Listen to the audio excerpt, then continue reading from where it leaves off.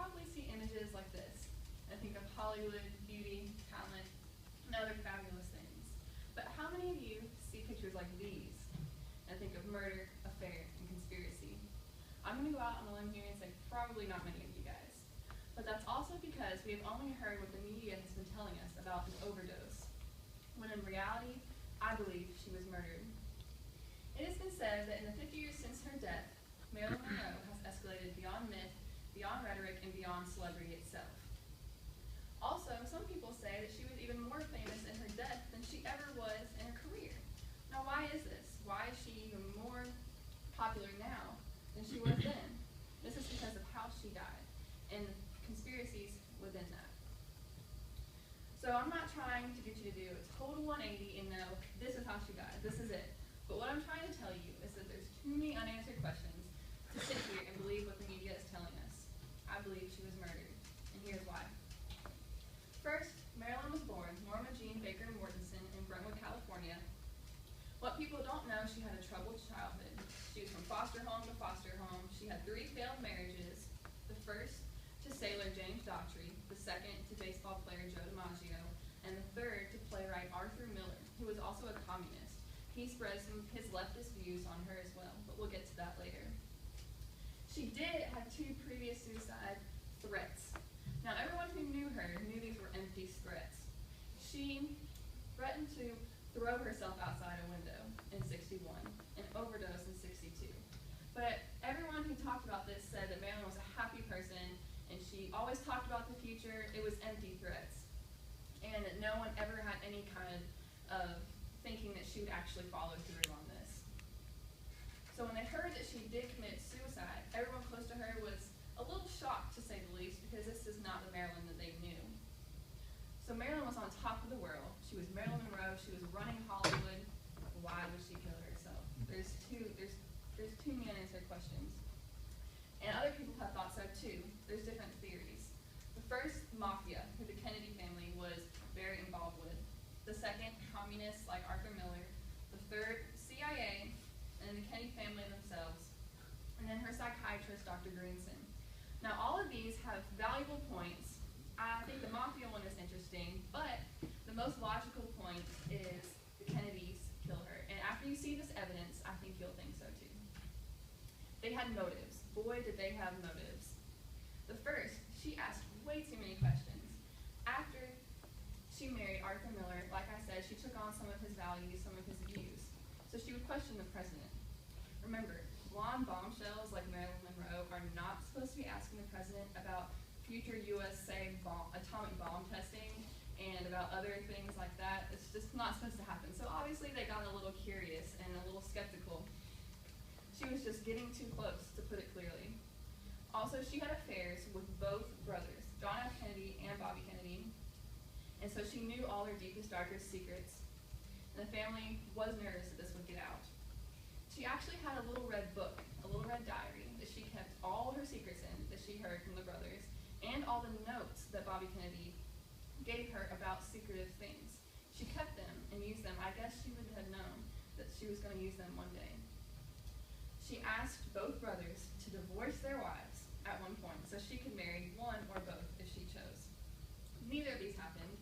So obviously she was upset, and she was the kind of frantic woman that would have gone public with this, and I think they knew that, and I think they were starting to get scared, because when these things come out, your name is ruined. The Kennedy family would have been ruined, and that can't happen, right? So second is the methods. It's easy to see how someone could have snuck into her Brentwood bungalow, which is where she died, and not have even been seen as a threat. The day that she died, there were many visitors coming in and out, and no one thought twice. She had mafia boss Giancana, she had Bobby Kennedy, and she had multiple CIA agents coming in and out to investigate her purpose and her interaction with political organizations, political affairs, organized crimes. They were always in and out because I think someone knew. So obviously no one would have thought twice seeing these people come in and out, or thought, oh, they're going to do something to her. It was just part of her everyday life. Bobby Kennedy, however, did check in to the Beverly Hills Hotel across the street from her bungalow that day. It's a little odd, don't you think? In addition, the Kennedy's brother-in-law, Peter Lockard,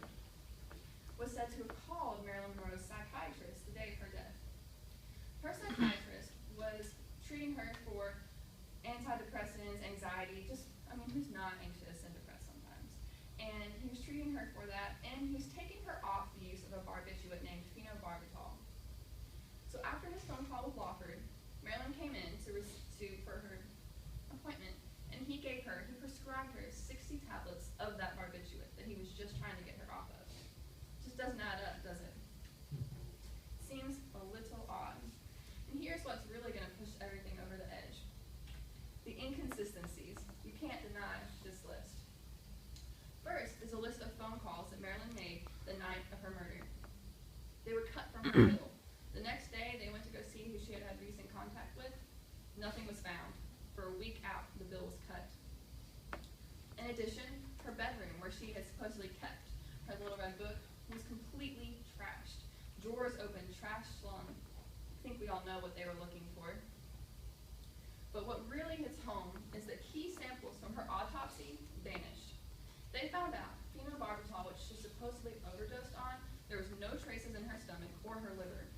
And the night after they found that out, all her vital organs disappeared from the lab. They couldn't be found. Why would that have happened if there was nothing to hide? In addition, her position in which she was found was odd for an overdose. She was laying naked, no bed, no sheets, no blankets, no water glass, or even alcohol by her bedside. How would she have taken her pills, and how would she have gotten into this position?